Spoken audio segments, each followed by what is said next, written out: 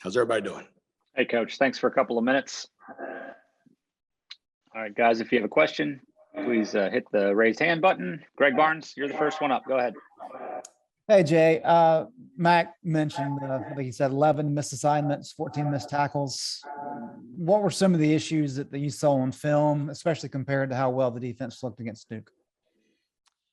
You know, I think the missed tackles were the biggest issue because they did a good job getting the ball to our corners and getting the ball to our safeties. And when those guys missed, there's nobody left, right? And so I think some of those tackles were ones that really hurt.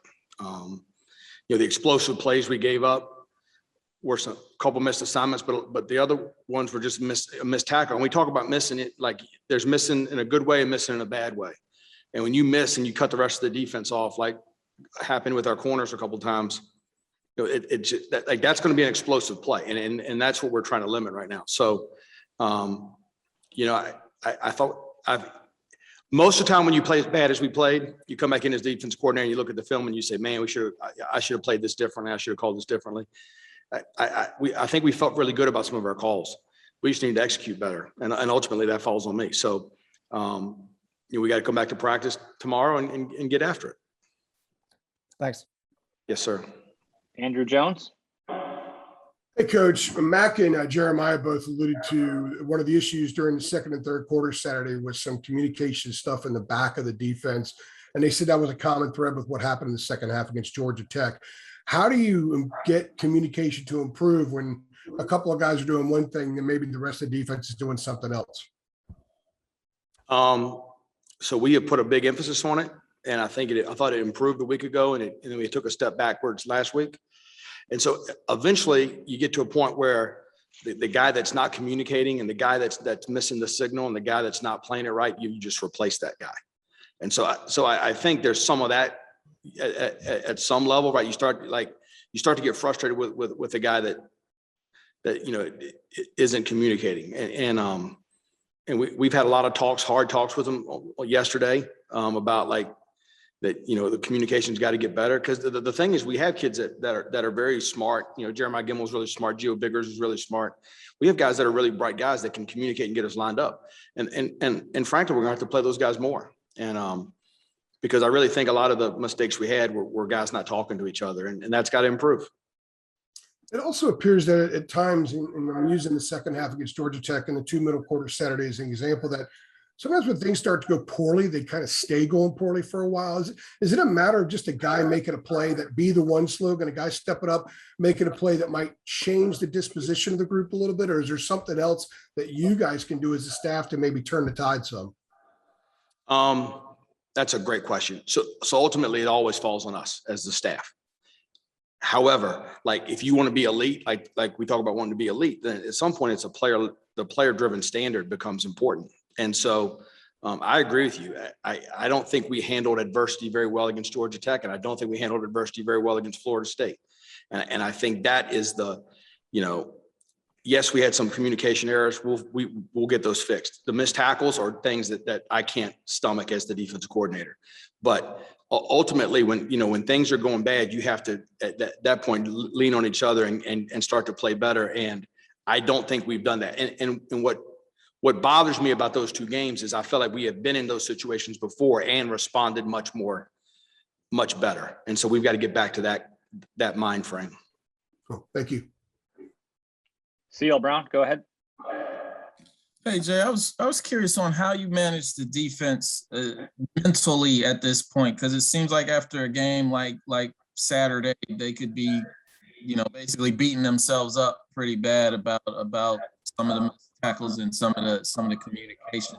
What's your kind of philosophy on how to be hard and firm with the mistakes they made, but not to where you're going to lose them for the rest of the season? I mean, CL, I'm not worried about losing them for a practice, much less the rest of the season. We have competitive guys that want to play at a high level. They realize they didn't do it, and the best way to go fix it is to go out in practice on Tuesday. You know, I think, and I'm not trying to dismiss how we played Saturday, but you know what? Sometimes you miss tackles, and you look at why you missed them, and fundamentally you go work on those fundamental skills. Why did you have a communication error? Well, maybe this guy wasn't as locked in. You try to get him more locked in. I mean, it's not the end of the world. We just got to play better, and we played better a week ago. So I think we'll go back to work. I think our kids' mind frame is good. They're positive, and we got to go play. Is that where the frustration comes in though? Because, a week ago after Duke, Jeremiah was talking about how great the communication was in that game, and to not be able to carry over and be consistent. I mean, is that a problem, trying to figure out where the disconnect comes in? I mean, that's why they give you a whistle, right? You got to figure it out. So, no, I mean, look, we had a hard talk during the game Saturday. We had a hard talk on Sunday. This is what's got to get done. I think they understand it. They embrace the challenge. We go back to work. Thanks. Yep. Ross Martin, go ahead.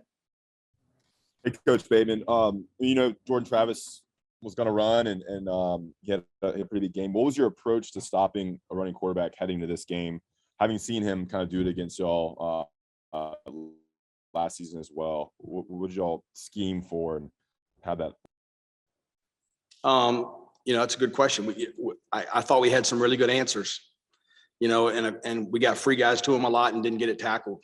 And a lot of the missed tackles were ones on him where it's really important that you leverage the football, and that didn't happen, and so, part of it is there's a reason they run him, right? He's really good at running. And so when you run the quarterback, everybody else is accounted for.